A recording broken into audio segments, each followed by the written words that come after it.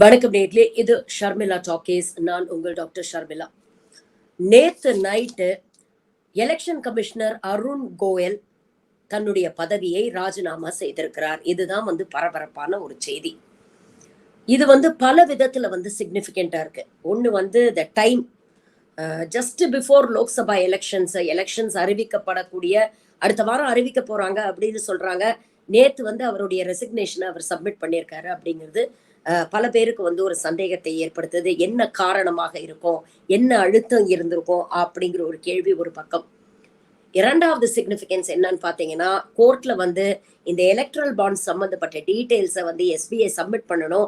March 15ஆம் தேதிக்குள்ள இந்த டீடைல்ஸை எலெக்ஷன் கமிஷன் தன்னுடைய அபிஷியல் வெப்சைட்ல வெளியிடணும் அப்படின்னு சுப்ரீம் கோர்ட் ஒரு தீர்ப்பு வழங்கியிருக்கு. எஸ்பிஐ முடிஞ்ச அளவுக்கு இதை டிலே பண்றதுக்கான முயற்சியில ஈடுபடுறாங்க.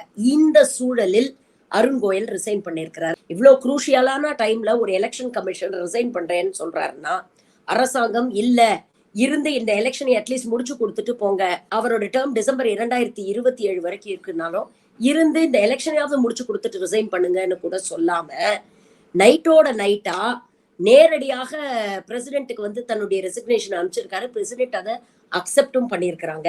அப்படிங்கிற ஒரு விஷயம் கேள்விகளை எழுப்புது. 3 மெம்பர்கள் இருக்கக்கூடிய எலெக்ஷன் கமிஷன்ல, அதாவது சீஃப் எலெக்ஷன் கமிஷனர், அவர் கீழே எலெக்ஷன் கமிஷனர் 2 பேர் இருப்பாங்க. மொத்தம் 3 மெம்பர்ஸ் இருக்கக்கூடிய இடத்துல இன்னைக்கு ஒருத்தர் மட்டும்தான் இருக்கிறாரு. சீஃப் எலெக்ஷன் கமிஷனர் ராஜீவ்குமார் மட்டும்தான் பதவியில இருக்கிறாரு. இதற்கு முன்னால ஒரு எலெக்ஷன் கமிஷனர் பிப்ரவரி 15ஆம் தேதி அவர் ரிட்டையர் ஆயிட்டார். இன்னும் 1 மாசமா அவருடைய பதவியை நிரப்பாம வைத்திருக்குது பாஜக அரசாங்கம். இப்போ இவரும் ரிசைன் பண்ணிட்டாரு. சோ ஒட்டுமொத்த எலெக்ஷன் கமிஷன்ல இப்போ ஒரே ஒரு ஆளுதான் இருக்கிறாரு அப்படிங்கிற ஒரு கேள்வி வருது. லோக்சபா எலெக்ஷனுடைய டைம் லைன் இதனால் பெரிதும் பாதிக்கப்படும். 3 பேர் இருந்து ஓவர்சி பண்ண வேண்டிய நிறைய விஷயங்கள் இருக்கு. எலெக்ஷன் கமிஷனுக்கு எவ்வளவு டியூட்டிஸ் இருக்கு, அதுவும் ஒரு நாடாளுமன்ற தேர்தல் நடக்க போகுது அப்படிங்கும் பொழுது இது எந்த விதத்துல எல்லாம் லோக்சபாவுடைய எலெக்ஷன் டைம் லைனை அஃபெக்ட் பண்ணும் அப்படிங்கிற ஒரு கேள்வி இருக்கு. ஃபேஸ்ட் அவுட்டா நடத்தணும் எலெக்ஷன் அப்படின்னா பாஜக தனக்கு சாதகமா எப்படி எந்தெந்த மாநிலங்கள்ல எப்படி ஃபேஸ்ட் அவுட்டா இந்த எலெக்ஷனை நடத்தலாம் அப்படிங்கிற விஷயங்கள் எல்லாம் இது போன்ற நிகழ்வுகள் தீர்மானிக்கும், திசை திருப்போம் அப்படிங்கிற ஒரு கேள்வி இருக்கு. புதிய எலெக்ஷன் கமிஷனர்ஸ் 2 பேரை இப்ப அப்பாயின்மெண்ட் பண்ணணும் அப்படின்னா அதற்காக தேர்வு செய்யப்பட்ட அந்த 3 மெம்பர் கமிட்டி இருக்கு இல்லையா, அது ஆரம்பத்துல பிரைம் மினிஸ்டரும் லீடர் ஆஃப் அப்போசிஷனும் சீஃப் ஜஸ்டிஸ் ஆஃப் இந்தியாவும் இருந்த ஒரு அமைப்பை அவசரமா பார்லிமெண்ட்ல ஒரு பில்ல கடந்த டிசம்பர் மாசம் பாஸ் பண்ணி prime minister, leader of opposition plus cabinet minister, CJI அப்படிங்கிற ஒரு நியூட்ரல் பர்சனே வேண்டாம், அரசாங்கத்துக்கு ஆதரவாக ஒரு கேபினெட் மினிஸ்டரையும் போட்டா இப்ப ரேஷியோவே 2:1 தான் இருக்கும். அப்ப புதிய எலெக்ஷன் கமிஷனர்ஸ் அப்பாயிண்ட் பண்றவங்க பாஜகவுக்கு யாரு சாதகமா இருப்பாங்களோ அப்படிங்கறத பார்த்துதான் அப்பாயிண்ட் பண்ணுவாங்க. அப்ப அப்படிப்பட்ட ஆட்கள் எலெக்ஷன் கமிஷன்ல உட்கார்ந்தா எப்படி ஃப்ரீ அண்ட் ஃபேர் எலெக்ஷன் நடக்கும் அப்படிங்கிற ஒரு கேள்வி வந்திருக்கு. இந்த ரெசிக்னேஷனை சுத்தி இவ்வளவு கேள்விகள். ஆனா ஒண்ணு பாருங்க, இந்த அருண் கோயலோட பிளாஷ்பேக்கை கொஞ்சம் யோசிச்சு பாருங்க. இவர் அப்பாயின்மெண்டே பாத்தீங்கன்னா இப்ப எப்படி ஓவர் நைட்ல ரிசைன் பண்ணாரோ இதே மாதிரி ஓவர் நைட்ல தான் அவருடைய அப்பாயின்மெண்ட்டும் நடந்தது. அப்புறம் பாத்தீங்கன்னா தொடர்ந்து இந்த பெட்டிஷன்ல ஒரு கொலிஜியம் சிஸ்டம் மாதிரி ஏற்படுத்தி தான் எலெக்ஷன் கமிஷன்ல இருக்கக்கூடிய அதிகாரிகளை செலக்ட் பண்ணணும், அப்பதான் நேர்மையான முறையில தேர்தல்கள் நடக்கும் அப்படின்னு சொல்லும்போது சுப்ரீம் கோர்ட் என்ன சொல்றதுன்னா 3 பேர் கொண்ட கமிட்டி, ஒன்னு பிரைம் மினிஸ்டர், இன்னொன்னு லீடர் ஆஃப் தி அப்போசிஷன், மூன்றாவது நியூட்ரலா சீஃப் ஜஸ்டிஸ் ஆஃப் இந்தியா ஒருத்தர் இருப்பாரு. இவங்க 3 பேரும் சேர்ந்துதான் இந்த எலெக்ஷன் கமிஷன் ஆபீசர்ஸ் அப்பாயிண்ட் பண்ண முடியும் அப்படிங்கிற ஒரு தீர்ப்பை சுப்ரீம் கோர்ட் மார்ச் 2023 போன வருஷம் கொடுக்குது. ஆனா டிசம்பர் மாதம் இந்த பாஜக அரசாங்கம் ஒரு பில்ல பார்லிமெண்ட்ல பாஸ் பண்றாங்க. எப்ப பாஸ் பண்றாங்க? பார்லிமெண்ட்டுக்குள்ள அத்துமீறி 2 பேர் நுழைஞ்சு இந்த கலர் புகை குண்டெல்லாம் போட்டாங்க தெரியுமா, அதை நோக்கி கேள்வி எழுப்பப்பட்ட பொழுது கிட்டத்தட்ட 146 எம்பிஸ் என் மாசம் வெளியில அனுப்பிச்சாங்க தெரியுமா. அப்படி வெளியில அனுப்பிட்டு அப்போசிஷன்ல இருந்து யாரும் கேள்வி கேட்க உள்ள இல்லாத நேரம் பார்த்து ஒரு பில்ல பாஸ் பண்றாங்க. இந்த பில் மூலமா prime minister, leader of opposition, chief justice of இந்தியாவை ரிமூவ் பண்ணிட்டு அதுக்கு பதிலா அரசாங்கத்தோட கேபினெட் மினிஸ்டர் யாராவது ஒருத்தர் இருப்பாங்க அப்படிங்கிற ஒரு பில்ல பாஸ் பண்ணி அதை ராத்திரியோட ராத்திரியா பிரசிடென்ட் அதுக்கு அப்ரூவலும் கொடுத்துடுறாங்க. இதை எதிர்த்தும் சுப்ரீம் கோர்ட்ல வழக்கு விழுந்த போது சுப்ரீம் கோர்ட் வந்து லெஜிஸ்லேட்டிவ் ப்ரொசீஜர்ஸ்ல நாங்க தலையிட மாட்டோம் அப்படின்னு சொல்லி ஒதுங்கி நின்று வேடிக்கை தான் பார்த்துச்சு. அப்ப இப்படிப்பட்ட சூழல்ல தான் இன்னைக்கு அருண் கோயல் வந்து ரிசைன் பண்ணிருக்கிறாரு. உண்மையிலேயே பர்சனல் ரீசன்ஸ் தான் காரணமா, ஹெல்த் ரீசன்ஸா அப்படின்னு கேட்டா, போன வாட்டியும் ஹெல்த் ரீசன் சொல்லி தான் ரிசைன் பண்ணாரு. ஆனா உடனே வந்து வேலையில ஜாயின் பண்ணிட்டாரு எலெக்ஷன் கமிஷனரா. இந்த வாட்டியும் ஹெல்த் ரீசன்ஸா பெருசா எதுவும் இருக்கிறதா தெரியல. ஏன்னா 8ஆம் தேதி வரைக்கும் மனுஷன் நல்ல திடகாத்திரமா தான் இருந்தாரு. அப்ப பர்சனல் ரீசன்னா என்ன ரீசன்? இல்ல ப்ரொஃபஷனல் ரீசனா? இப்ப இருக்கக்கூடிய சீஃப் எலெக்ஷன் கமிஷனர் ராஜீவ் குமாரோடும் மோடி அரசாங்கத்தோடும் இவருக்கு ஏதோ கருத்து மோதல் இருந்ததா அப்படிங்கிற ஒரு கேள்வி வருது. வெஸ்ட் பெங்கால்ல வந்து எவ்வளவு ஃபேசஸ்ல போல் நடத்தணும் அப்படிங்கிற ஒரு விஷயத்திலையும் பாராமிலிட்டரி போர்சஸ் கொண்டு வந்து எலெக்ஷனுக்கு முன்னால வெஸ்ட் பெங்கால்ல வந்து நிறுத்தணும் அப்படிங்கிற ஒரு விஷயத்திலையும் எலெக்ஷன் கமிஷன் ஆஃப் இந்தியால இருக்கக்கூடிய சீஃப் எலெக்ஷன் கமிஷனர் ராஜீவ் குமாருக்கும் இவருக்கும் மோடி அரசாங்கத்துக்கும் நிறைய முரண்பாடுகள் இருந்ததாக சொல்லப்படுகிறது. மார்ச் 5ஆம் தேதி நடந்த மீட்டிங்ல மோடி அரசாங்கமும் இந்த ராஜீவ் குமார் சீஃப் எலெக்ஷன் கமிஷனரும் கொடுத்த அழுத்தத்தை தாங்க முடியாம கோபத்துடன் பாதியிலே மீட்டிங்ல இருந்து அருண் கோயல் வெளியில எழுந்து வந்தாரு அப்படிங்கிறது பத்திரிகையில செய்தியா வந்தது. 5ஆம் தேதி இப்படிப்பட்ட ஒரு சம்பவம் நடக்குது. 8ஆம் தேதி இவர் போய் வந்து union home secretary Ajay Bhalla அவரை வந்து மீட் பண்றாரு. மீட் பண்ணி 2 பேரும் ரொம்ப நேரம் பேசுறாங்க. என்ன பேசுனாங்க என்ன ஏதுன்னு தெரியாது. ஆனா 8ஆம் தேதி பேசுறாங்க.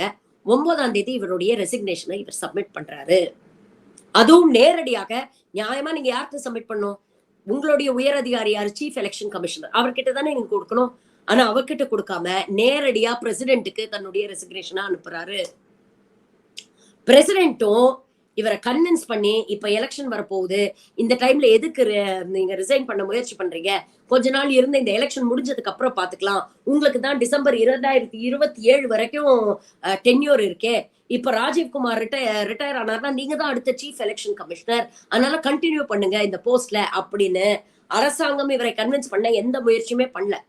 உண்மையிலேயே இந்த அரசாங்கம் கொடுத்த அழுத்தத்தினாலதான் இவர் இப்படி ரிசைன் பண்ணியிருந்தார்னா உடனே ஒரு பிரஸ் மீட்டுக்கு ஏற்பாடு பண்ணி நான் ஏன் ரிசைன் பண்ணேன், என்ன காரணங்களுக்காக ரிசைன் பண்ணேன், இந்த அரசாங்கம் மூலமா எனக்கு ஏதாவது அழுத்தம் கொடுக்கப்பட்டுதா, இந்த அழுத்தம் காரணமாக தான் நான் வேற வழியே இல்லாம இதை செய்ய முடியாதுன்னு என் மனசாட்சி உறுத்துச்சு, இதை செய்யக்கூடாதுங்கிறதுனால வேற வழியே இல்லாம நான் என் போஸ்ட் ரிசைன் பண்ணனா, இப்படிப்பட்ட கேள்விகளுக்கு அருண் கோயல் பதில் சொல்லியே ஆகணும். ஏன்னா இது நாட்டுடைய எலெக்ஷன் கமிஷன் அப்படிங்கிற ஒரு டெமோக்ராட்டிக் இன்ஸ்டிடியூஷனுடைய இன்டெகிரிட்டி சம்பந்தப்பட்ட ஒரு விஷயம்.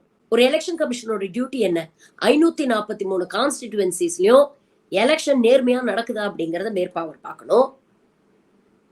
முக்கியமா மாரல் கோட் ஆஃப் கான்டக்ட் வந்து நிலுவையில் வந்ததுக்கு அப்புறம் அதை யாராவது மீறுறாங்களா, எந்த கட்சியாவது எந்த அரசியல்வாதியாவது மீறுறாங்களா அப்படிங்கறத கண்காணிச்சு அவங்கள வந்து அவங்களுக்கு சம்மந்தப்பட்டவங்களுக்கு வந்து தண்டனை கொடுக்கணும். இதெல்லாம் எலெக்ஷன் கமிஷனோட டியூட்டி இல்ல. அந்த காலகட்டத்துல 2019 ஜெனரல் எலெக்ஷன் போது தொடர்ந்து மோடி மீதும் அமித்ஷா மீதும் கம்ப்ளைண்ட்ஸ், இவங்க எலெக்ஷன் கோட் ஆஃப் கான்டக்ட மீறுறாங்க அப்படின்னு. எலெக்ஷன் மேடையில வந்து எந்த அரசியல்வாதியும் டிஃபென்ஸ் இஷ்யூஸ் சம்பந்தப்பட்ட எந்த பிரச்சாரமும் செய்யக்கூடாது. ஆனா பிஜேபி பிளாட்டண்டா 2019 எலெக்ஷன்ல புல்வாமாவில் நடந்த அந்த தாக்குதலை வைத்து ஓட்டு கேட்டுச்சு, வெக்கமே இல்லாம ஓட்டு கேட்டுச்சு. மோடி மேடையில எல்லார்கிட்டயும் பேசினாரு. அந்த புல்வாமா வீரர்களை மனசுல நினைச்சுக்கிட்டு பாஜகவுக்கு ஓட்டு போடுங்க அப்படின்னு வெளிப்படையா பேசினார். வெறுப்பு பேச்சுகள் எத்தனையோ மேடையில பேசினார்.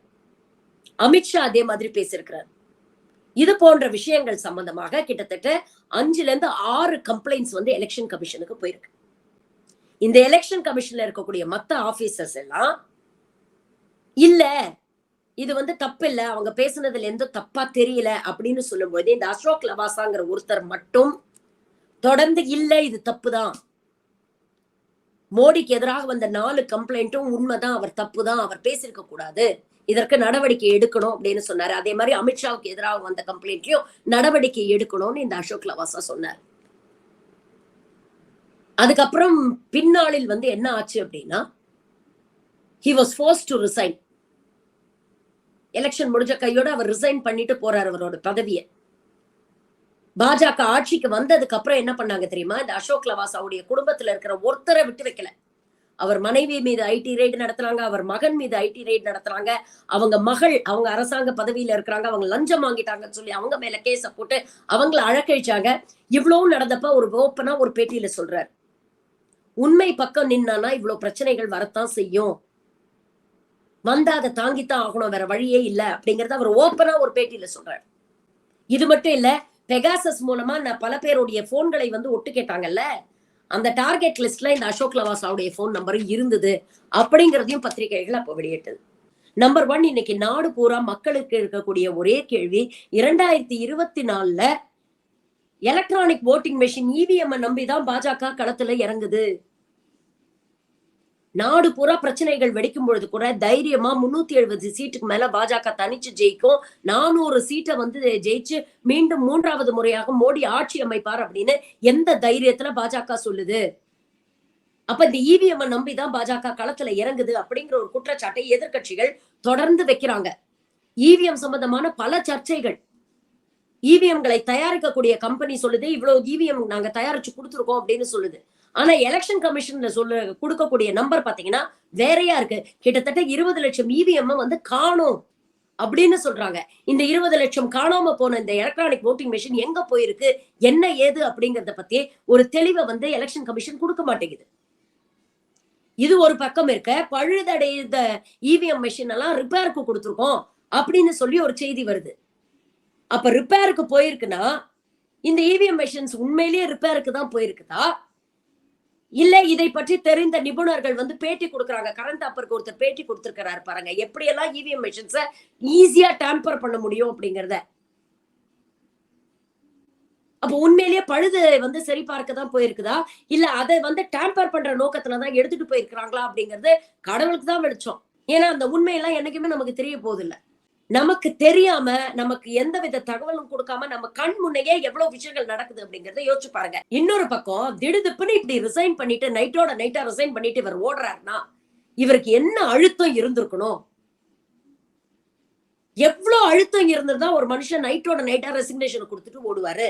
அப்ப அப்படி என்ன செய்யக்கூடாததை செய்ய சொல்லி மோடி கவர்மெண்ட் ஆகட்டும், இல்ல chief election commissioner Rajiv Kumar ஆகட்டும் என்ன அழுத்தத்தை இந்த அருண் கோயிலுக்கு கொடுத்தார்கள்?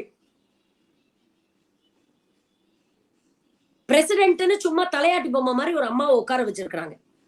இவர் ரெசிக்னேஷன் கொடுத்த உடனே ஏன் ரிசைன் பண்றீங்க, இல்ல அட்லீஸ்ட் முறையான சேனல் மூலமா இதை கொண்டு கொடுங்க, இப்படி நேரடியா என்கிட்ட கொடுக்க கூடாது, இதை நான் கன்சிடர் பண்றேன்னு கூட சொல்லல.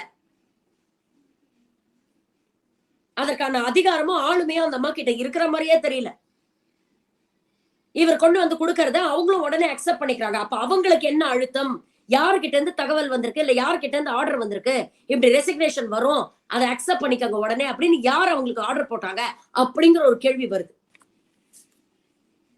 இன்னொரு முக்கியமான விஷயம், விரைவில் இந்த வாரத்துல தேர்தல் தேதிகள் அறிவிக்கப்படும்.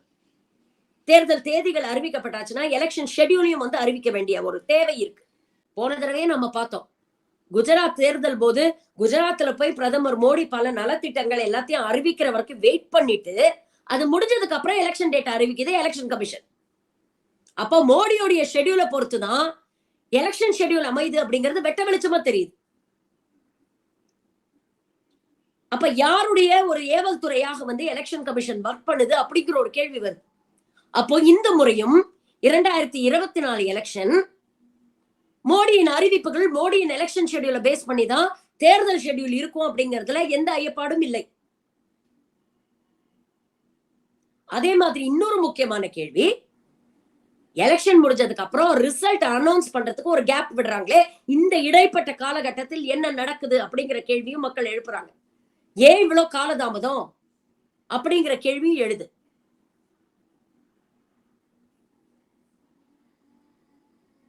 இந்த எல்லா கேள்விகளுக்கும் பதில் தெரிய வேண்டிய உரிமை நம்ம எல்லாருக்கும், ஒவ்வொரு இந்தியனுக்கு இருக்கு.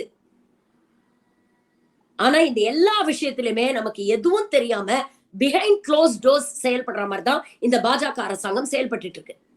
ஆனா பேச்சுக்கு மூச்சுக்கு முன்னொரு தடவை வேர்ல்ட்ஸ் லார்ஜஸ்ட் டெமோக்ரசி அப்படின்னு மேடையில பேசுறதுக்கு ஒண்ணும் குறைச்சல் இல்லை.